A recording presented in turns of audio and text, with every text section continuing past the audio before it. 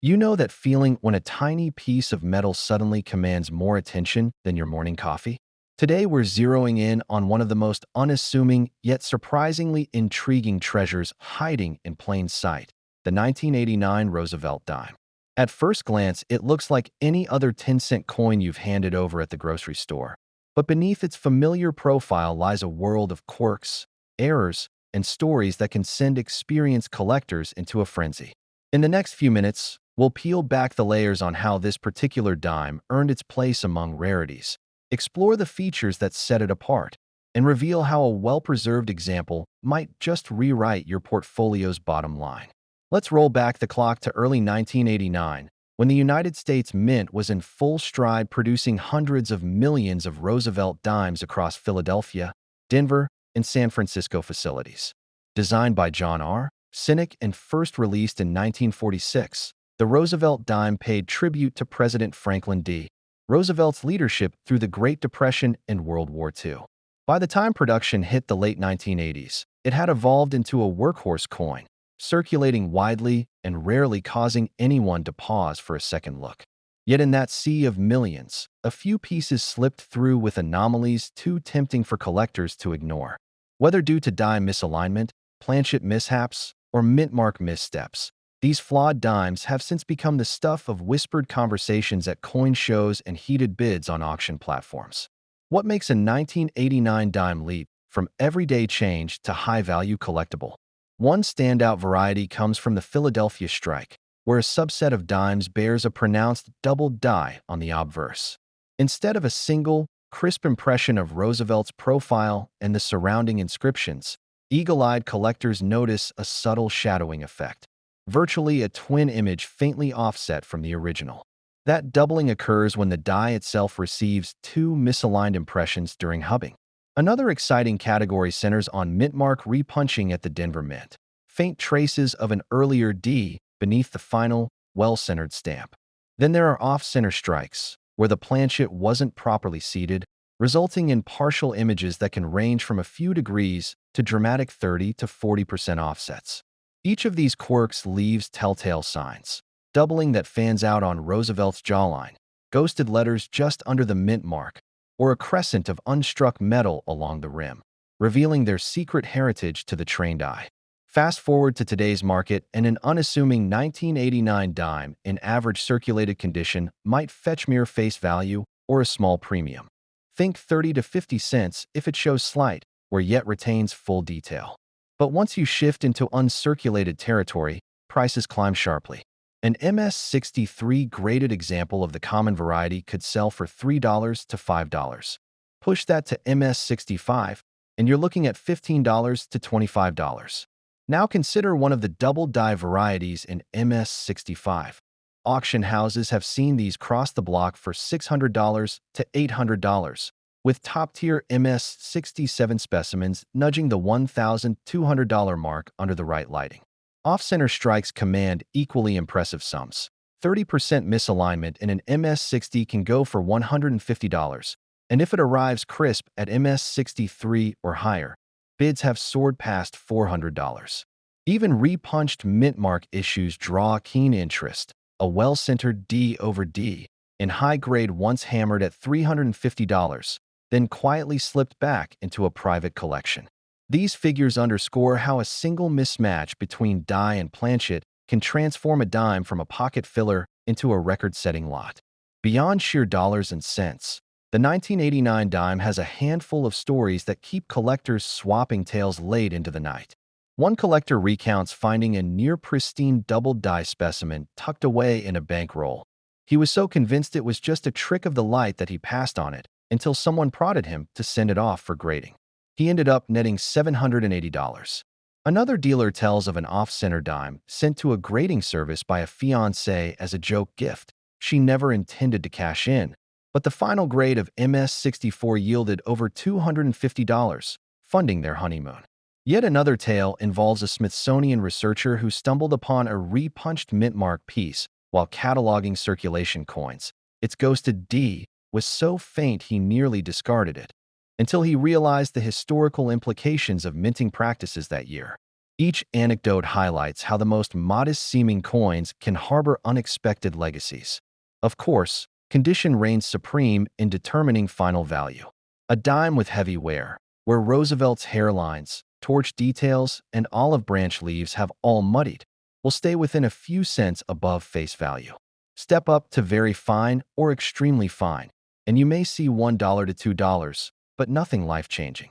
Once you reach mint state grades, MS60, MS63, surfaces free of any contact marks, clear luster, and fully struck details suddenly translate into double-digit premiums.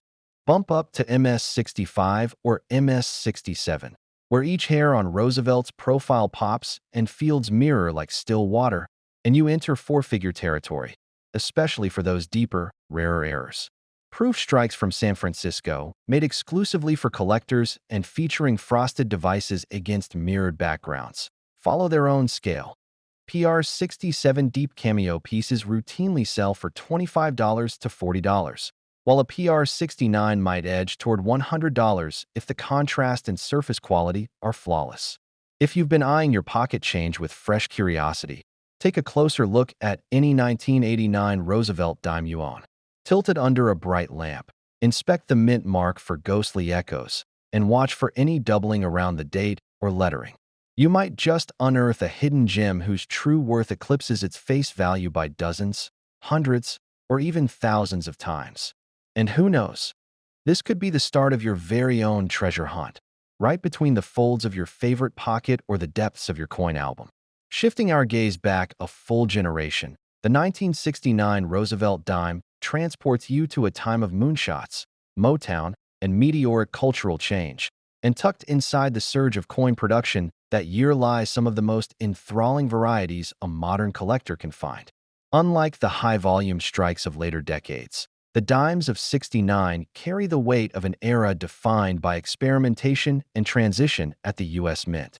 As you reach into your pocket or leaf through a well-worn folder, you might uncover an unassuming 1969 dime whose modest face value belies a storybook of die errors, mint-mark mysteries, and extraordinary auction performances. Back in January 1969, Philadelphia and Denver were churning out Roosevelt dimes at a brisk clip, some $291 million at Philly and $162 million at Denver, while San Francisco focused exclusively on proof sets for collectors. The design itself, sculpted by John R. Cynic in 1946, celebrated Franklin D. Roosevelt's enduring influence, but by the late '60s the mint was grappling with high demand and upgraded machinery that sometimes failed to align perfectly. As planchets rolled through presses at astonishing speeds, errors crept in. Hubs struck twice with imperceptible shifts, mint marks overpunched to conceal early mistakes, and planchets misaligned to create off-center wonders. Each of these quirks left its fingerprint in the form of extra lettering, ghosted DS, doubled rims, or blank crescents. Tiny clues that can send a seasoned collector's pulse racing. One of the most coveted 1969 varieties arises from the double die obverse at Philadelphia. Unlike the subtler doubling found in later years, this variety displays boldly replicated features, fainter but unmistakable, echoes of Roosevelt's hair strands, numeral shadows around the date, and doubled letters in Liberty that fan outward like a miniature sunburst. That effect results when the die blank receives two impressions from the hub without being properly aligned, trapping a lingering inset image beneath the second strike. Tracking one of these down can feel like a small-scale treasure hunt. You won't spot it in a casual glance. You have to tip the coin under a direct light, eyes peeled for any wavering of lines that should be crisp. Denver contributed its own share of intrigue in the form of repunched mint marks. A small but significant cadre of 1969 D dimes show a faint D lurking beneath the visible mint mark, an echo of an earlier attempt to imprint the letter before it was shifted slightly and struck again. The ghost mark appears as a thin, shadowy remnant either above, to the side, or even slightly rotated from the primary D. Collectors file these under RPM, repunched mint mark, classifications, and grading services have recognized several RPM subtypes for 1969. Scrutinizing the reverse under magnification, you'll sometimes observe the faint outline of that first D, a perfect testament to the fact that even the Mint's own quality controls were in learning mode that year. Then there are the off-center strikes, a category that spans from slight misalignments of just a few degrees to dramatic shifts where up to 50% of Roosevelt's portrait vanishes beneath the rim of blank planchet. These coins occur when the collar that holds the planchet fails to fully secure it before striking, allowing the die to hit off kilter. A mild 5 to 10% off-center error might trade for $20 to $40 in uncirculated grade, while a jaw-dropping 40 to 50% misalignment, especially in mint state, can command upwards of $200 to $400 for moderate grades, and even exceed $1,000 if the surfaces remain pristine. Beyond die and planchet errors, clipped planchets and broad strikes also pepper the 1969 dime scene. A clipped planchet arises when the ribbon of metal from which blanks are punched fails to fully produce a round shape, cutting off a small arc of the rim. These bring values in the $10 to $50 range, depending on grade and clip size. Broad strikes, where the collar did not engage and the planchet spread out under the die, can exhibit a pleasingly smooth, flattened profile and fetch similar premiums, typically $15 to $60 for uncirculated pieces, with higher bids for examples boasting full luster and sharply defined details. Turning to market values, the baseline for a well-circulated 1969 dime remains just above face value. Most trade hands for 15 cents to 50 cents unless they show an error. Stepping into mint state, a standard no-mint mark, Philly MS63 might fetch $3 to $5, while a Denver MS63 can edge slightly higher at $4 to $6 due to its lower mintage. Jump to MS65 grades, and those numbers swell to $12 to $18 for common strikes. But once you slot in one of the error varieties, double die, RPM, or off-center, the scale tips dramatically.